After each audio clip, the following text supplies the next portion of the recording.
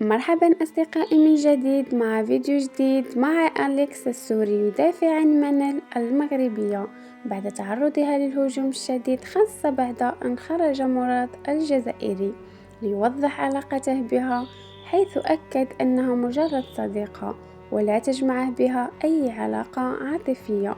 كما قام بحذف الفيديو الذي ظهر فيه معها لتخفيف عليها الهجوم. شاهدوا التفاصيل. anyway الموضوع هو يعني الفيديو لأنه شفت هجوم كتير كبير صار على البنت، والبنت ما بتستاهل. البنت كتير طيبة على فكرة يعني، وصديقتي هي كانت بالبرنامج، يعني ما في شيء بيني وبينها، والعلاقة اللي كانت بيني وبينها علاقة أخوة يعني. فأنا التعليقات وكمية الهجوم اللي شفته على البنت إنه أنت عم تخوني مراد أو عم تعملي كذا، وأنت كيف هالشخصية اللي عندك. وبالعكس البنت كانت بالبرنامج كتير محترمته لهذاك الشخص، وكتير كانت محترمة الجميع وفرندلي مع الكل.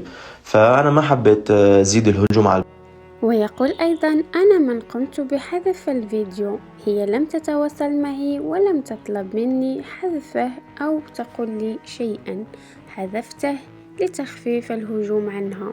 فاستمعوا. البنت. لهسه مسحت الفيديو، والبنت تستاهل كل خير، والله يوفق ان شاء الله بحياتها. والبنت على فكره ما تواصلت معي وقالت لي انه مساح الفيديو او قالت لي عم بيصير عليه هجوم هالامور.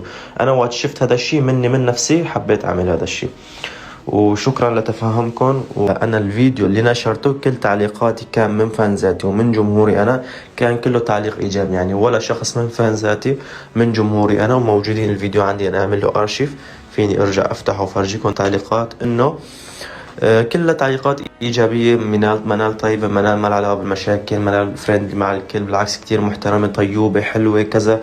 كل تعليقات دي كانوا يعني بوزيتيف على البنت، ما كانوا سلبي. فأنا شفت الهجوم من الطرف الثاني، لهيك اضطريت أمسح الفيديو. وبغض النظر عن كل شيء، نحن بالأخير دخلنا برنامج، وما شفت الموضوع كتير صار يكبر عن حده ودخل anyway.